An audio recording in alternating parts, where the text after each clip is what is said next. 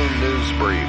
More info at fullandbloom.com. Spin Magazine recently posted an old-school David Lee Roth cover story. The interview was conducted in 1986 and offers some insight into what the frontman's mindset was shortly after leaving Van Halen. A link to the entire interview can be found in the description. On touring with Van Halen, Roth said, "The biggest problem Eddie had with me was, in addition to making the records and going on tour, I wanted to make the video, make the movie, tour weird places, and get involved in designing the album covers. They just couldn't get their asses out of bed. They usually just couldn't make it through rehearsals for a 2-week period without an argument.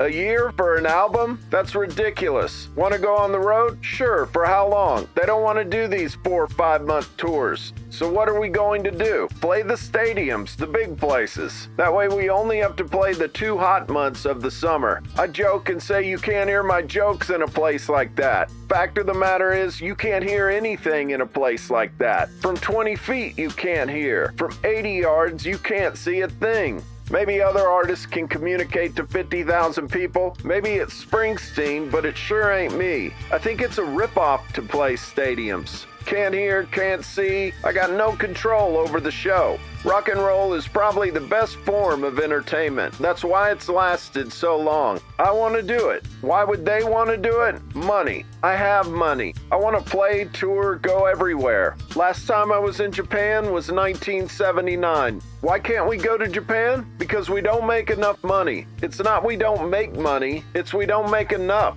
I always figured I got this gig partly because I want to travel. And if I don't make no scratch in Japan, fine. I don't make my money in New York. And if it's not New York, I'll make it in South America. It'll just go up and down as my career goes on. You're not going to be popular in all countries all the time unless you're Julio Iglesias.